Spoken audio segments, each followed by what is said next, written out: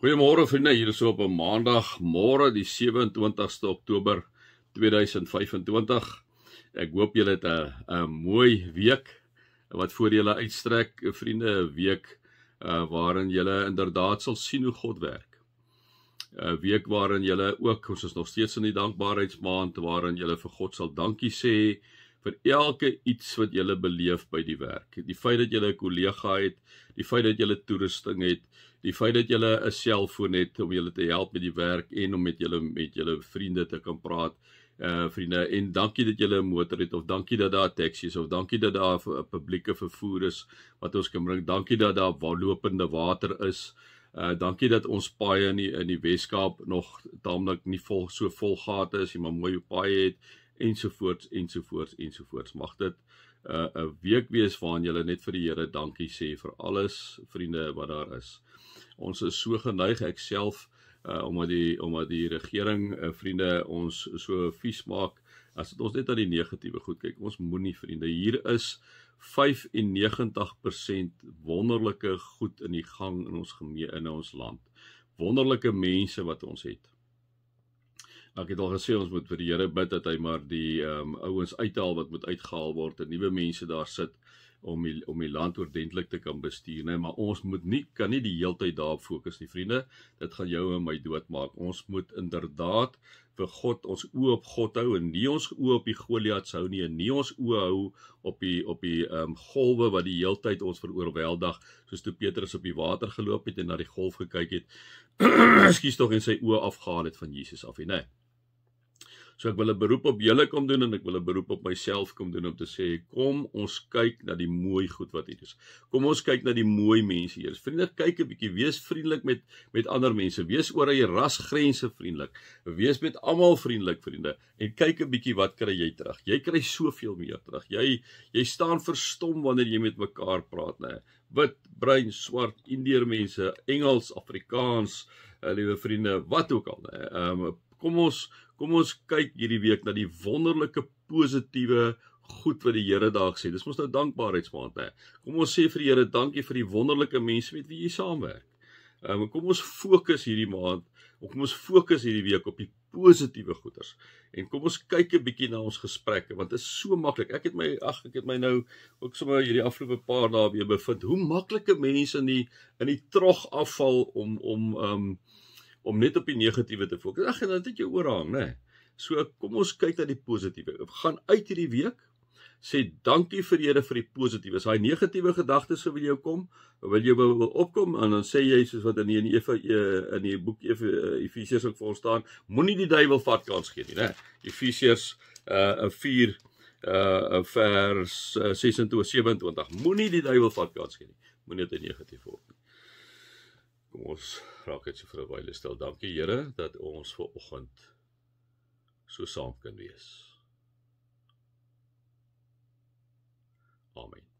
Vriende, mag daar vir jou inderdaad liefde en genade wees, omdat jy God, Christus en die Heilige Gees ken.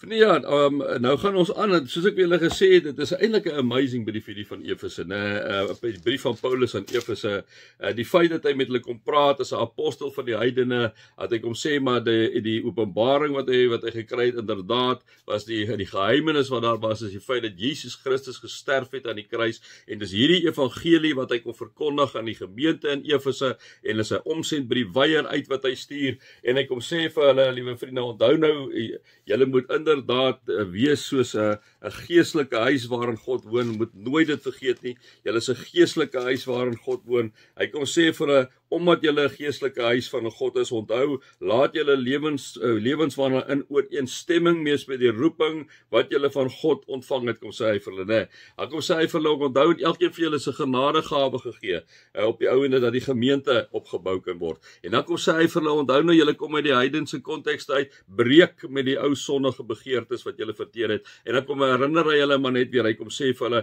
julle gees en gedagtes moet nuut word, lewe as nuwe mense wat as die beeld van God geskep is, lewe volkome volgens die wil van God en wees heilig, né?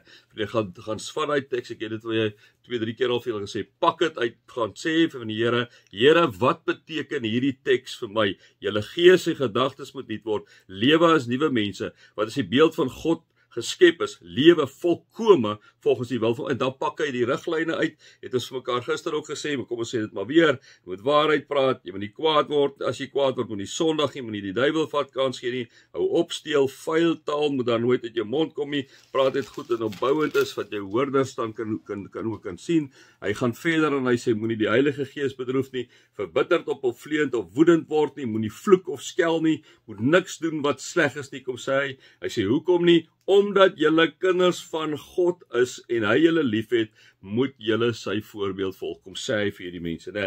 En dan kom sê hy weer verder, vir ek het vir julle het gister ook gesê, hulle is omring deur heidene, wat een strooi na die ander aanvang, op ek het sê, baie van die goed lê op 'n seksuele terrein, wat hulle twak aanjaag, en dan kom sê hy vir hulle, soos dit gelowiges betaam moet daarvan ontug, onsedelikheid in enige vorm, gierigheid, geen sprake wees nie, né? En dan gaan hy aan en sê hy weer, dat julle goed besef, ontug en onsedelikheid en gierigheid, dis afgoderry, dit het die deel in die koninkryk van God nie, né? En dan gaan hy aan, vriende, dis hoekom ek moet hom maar hierdie, want hy vol so op mekaar, dan sê hy, moenie dat iemand julle met allerlei onwaarhede mislei nie, want daardeur kom die straf van God oor die mense wat aan hom ongehoorsaam is. Met sulke mense moet julle niks te doen nie. Nou kyk, vriende, dis wat ek vir julle gesê het, dit is nie spesifiek oor dwaalleraars nie, die gaan meer 'n praktiese raad vir die alledaagse lewe, maar die dwaalleraars het daar rondgetoer en hierdie dwaalleraars wat baie keer gnostiese denke by die mense ingeprint het om te sê, jy kan hierdie geestelike verhouding met God hê, maar jou liggaam is behoort aan 'n bose God. So wat jy met die liggaam doen, dis eintlik nie van sprake. So jy kan maar rondvoeter en allerhande goed doen, hoer en remoer en al hierdie goeders en bedrog, plek en steel. Dit beïnvloed glad nie jou verhoudingkie met God nie, so want hy behoort aan 'n bose God die lyf. So jy kan doen nie, solank jy net hierdie geestelike verhoudingkie met God het. Nou kom sê Paulus vir hulle, hy sê moenie dat iemand julle met allerlei onwaarhede mislei nie, want daardeur kom die straf van God oor die mense wat aan hom ongehoorsaam is. Met sulke mense moet julle niks te doen hê nie. Mense wat jy wil wegvat van hierdie weg af wat God vir ons kom stel daar, wat Paulus vir ons op kan attent maak, wat Paulus vir ons kom sê, jy's 'n geestelike huis waarin God woon.